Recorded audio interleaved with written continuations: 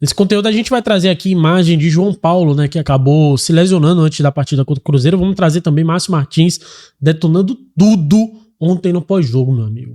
Falas pesadas e a gente vai reagir aqui.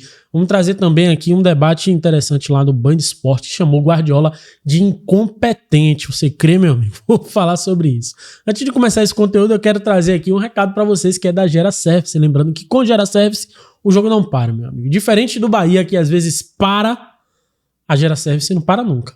Com Gera Service você tem energia o tempo inteiro. Então não fique no escuro, ligue Gera Service através do número 7132153629. Também no WhatsApp você encontra a Gera Service através do 71981017506. E também no Instagram você encontra a Gera Service no @GeraService_geradores. Lembrando que Gera Service é uma empresa extremamente séria. Mais de 26 anos de atuação no mercado de geradores. Lá você encontra manutenção, aluguel, vendas, locação, meu amigo, tudo que for relacionado a geradores, pense em Gera Service. Lembre desse número que tá aqui, ó, aqui, lembre. E aí você resolve sua vida. Não fique no escuro, nunca. Ligue Gera Service, tá bom?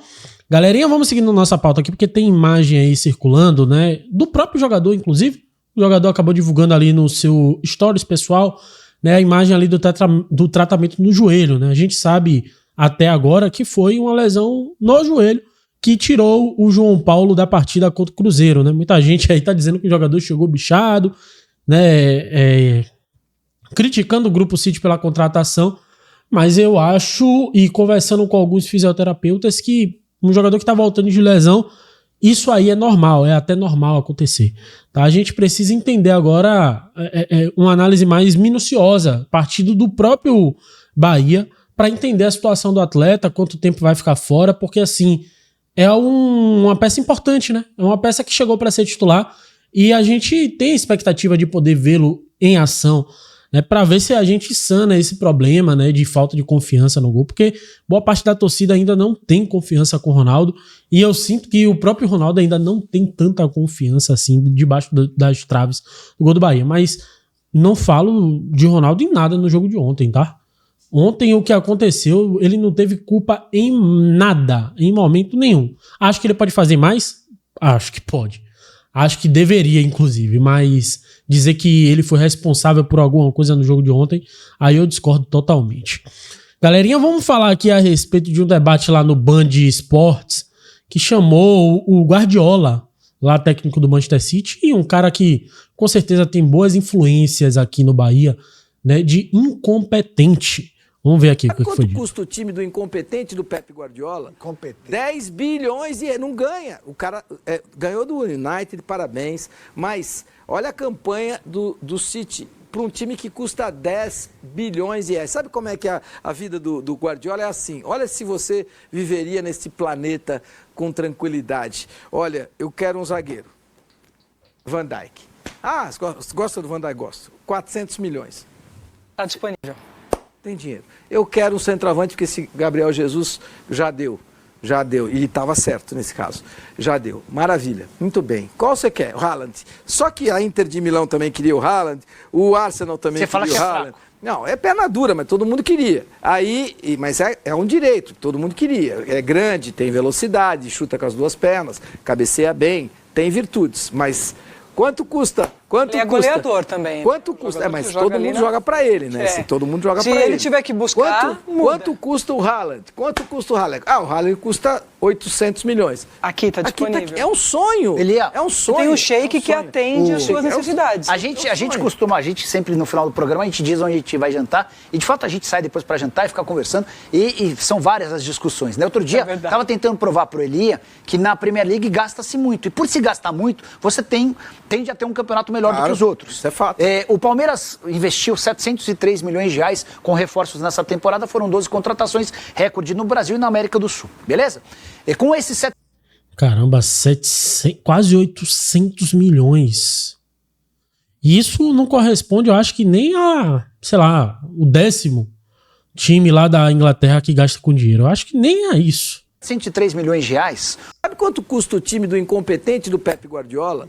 10 bilhões. tentando provar pro Elia que na Premier League gasta-se muito. E por se gastar muito, você tende a ter um campeonato melhor do que os outros. Isso é fato. O Palmeiras investiu 703 milhões de reais com reforços nessa temporada. Foram 12 contratações, recorde no Brasil e na América do Sul. Beleza?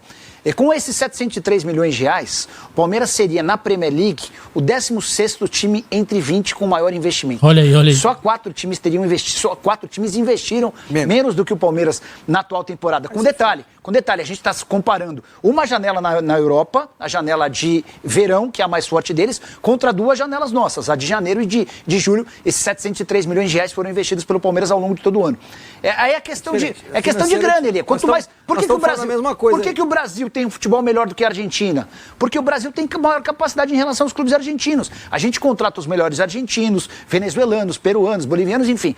Na Inglaterra você pode contratar o mundo inteiro. Então a Premier League tem a nata. E se a Premier League não olha pro Arrascaeta, Elia, não é porque não vê, é porque entende que, apesar de craque, ele não tem a intensidade do jogo de lá. E é uma pena, porque ele é muito bom jogador, ele é craque. No futebol brasileiro, sorte do Flamengo, porque vai permitir o Arrascaeta ficar bastante tempo por aqui. Eles não olham, e eu sei que não olham por incompetência deles, mas isso é um problema deles. Mas é fato, a Premier League é o maior campeonato do mundo, por quê? Porque é o que tem mais dinheiro investido. Aí, debate, né? O Elia, ele fala ali que não olha pro Arrascaeta por incompetência, mas assim, tem um fato recente, inclusive, né? Que o John Arias acabou indo pra lá pra Premier League e começou naquela sensação, hoje já é banco, inclusive sendo preterido pelo técnico, né? Porque não conseguiu se adaptar. E a gente já teve outros brasileiros que performaram muito bem aqui, como o David Washington, por exemplo, né? Tava voando aqui no futebol brasileiro, acabou indo pra Inglaterra, pro Chelsea, voltou pro Santos. E hoje nem aparece tanto assim, né? Então, assim, não é tão simples assim não, viu, o Elia? E falar que Guardiola é incompetente, eu acho que, porra, pelo amor de Deus.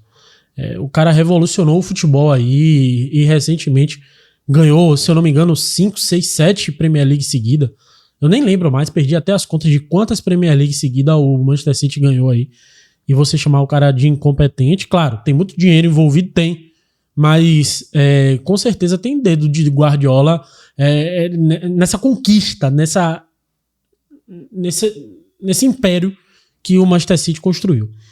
Vamos ver agora aqui Márcio Martins, meu amigo, ontem no pós-jogo, detonando tudo. Ontem ele tava no modo trepidante. Vamos ver aqui. Boa noite, Márcio. Ô, Márcio, isso é uma falta de vergonha, isso é uma falta de respeito que o Rogério tem com a torcida do Bahia. É lamentável. Esse ordinário. Rapaz, leve Caulim pra dormir em sua casa, Rogério. A torcida do Bahia não aguenta mais com essa falta de respeito sua, não. É lamentável, Márcio. Me desculpe aí, meu irmão, mas a gente tá revoltado com esse técnico mequetrefe. Sempre foi um técnico mequetrefe limitado. Segue a líder, Mário do Colinha em Pituaçu. Tá nervoso, mano. Calma, relaxe. Sei que você não vai conseguir dormir hoje, nem você. A galera revoltada, Márcio. A galera revoltada com a entrada de Caulinho em campo hoje. Com razão. Né? Olha, aí é o que eu quero ver no vestiário. Boa noite, professor.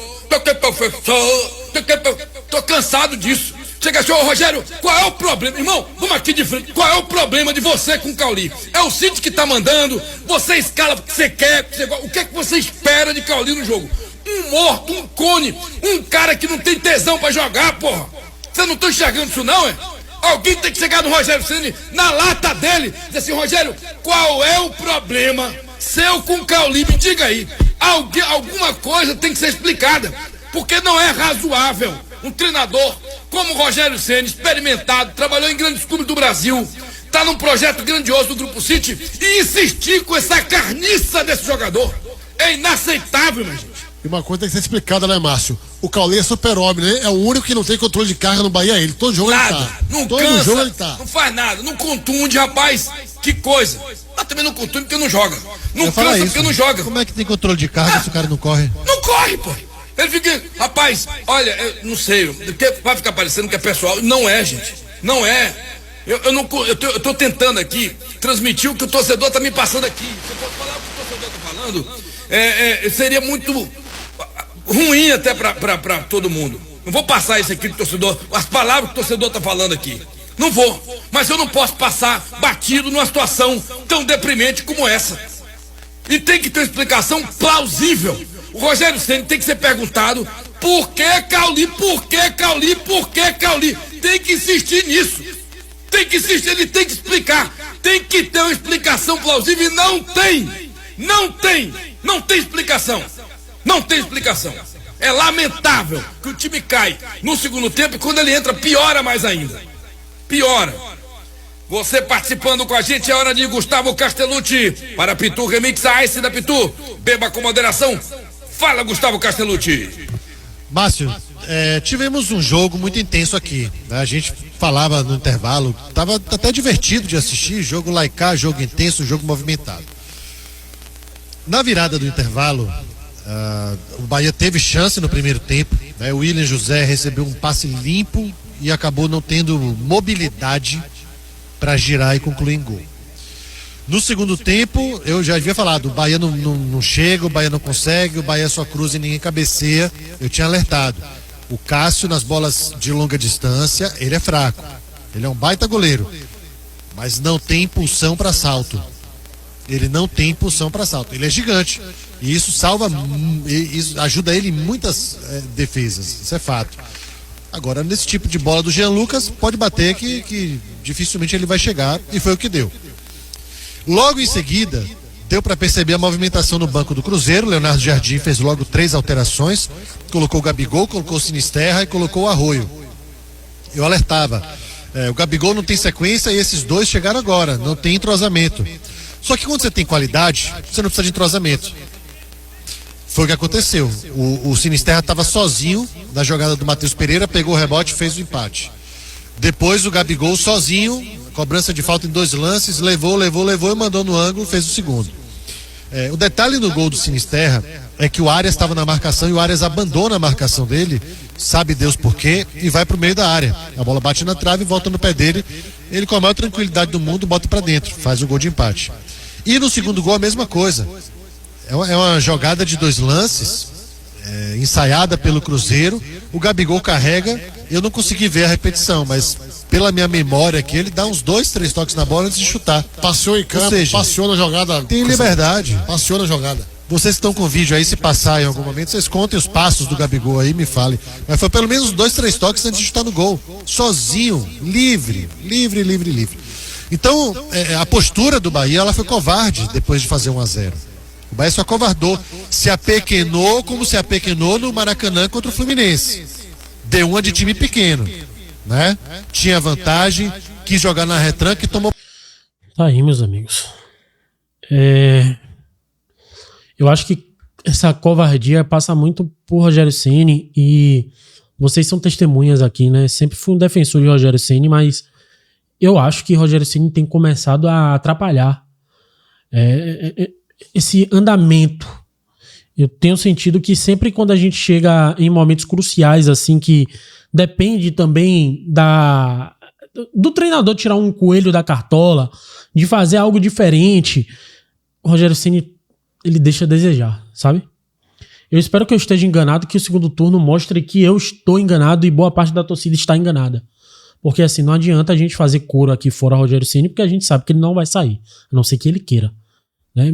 Então tem mais 2 anos aí pela frente de Rogério Ceni, pelo menos. Então não vou ficar aqui perdendo meu tempo fazendo coro pedindo pra sair. Mas assim, eu consigo identificar que Rogério Ceni, ele tem perdido um pouco a mão, e isso tem se refletido até nas coletivas, né? Eu acho que o que aconteceu com o repórter ali, que estava tentando fazer uma pergunta, porque o repórter não estava debatendo com o Rogério Ceni, ele estava tentando terminar a pergunta e o Rogério Ceni não deixava. Não sei se foi numa tentativa de blindar, não sei se foi numa tentativa de não responder o questionamento. Eu sei que ele interrompia o tempo todo e eu não vou admitir isso. Porque assim, Rogério Ceni, eu gosto muito de você, gosto do que você tem feito no Bahia, mas, meu amigo, você não é maior do que o meu time. Sua carreira pode dizer que você é. Beleza, eu não vou discutir quem tem mais títulos, se é Rogério Ceni ou se é o Bahia. Títulos relevantes, enfim. Não vou discutir isso, mas pra mim, o meu time está muito acima de você. Assim como o meu time está muito acima de qualquer jogador. Então eu nunca vou sair em defesa de um profissional que eu acho que está prejudicando o meu time. Então, assim, pelo amor de Deus, meu amigo, coloque sua mãozinha na consciência, esfrie sua cabeça, estude, porque eu sei que você é um cara estudioso, e bora variar, porque me incomoda muito. Todo jogo o Bahia jogar da mesma forma, e ontem ele foi questionado sobre isso, e ele fala, foi a forma que até 71 minutos deu triunfo. Sim, meu amigo, o futebol não tem 71 minutos. O futebol tem 90. Se dentro dos 71 você ganha, e a partir dos 71 você toma uma virada, não valeu de nada. Não valeu de nada, porque no final o que interessa é os 3 pontos. É o triunfo, é a vitória. Então, assim, pelo amor de Deus, acho que você já tá atrapalhando, e eu acho que essa autoanálise você precisa fazer também. Não caia nessa arrogância, porque aqui o ambiente é muito permissivo, mas não pense que a gente tá aqui sujeito, submisso a você não, meu amigo. A gente se revoltar contra você de novo, dificilmente você vira esse jogo. Então eu acho bom você baixar um pouco sua bolinha, entender que o Bahia é grande sim, e que a gente quer cada vez mais algo maior. Que a Copa do Nordeste e um Campeonato Baiano já não é tão satisfatório para o torcedor do Bahia, né, como já foi em outras épocas. Enfim, é isso.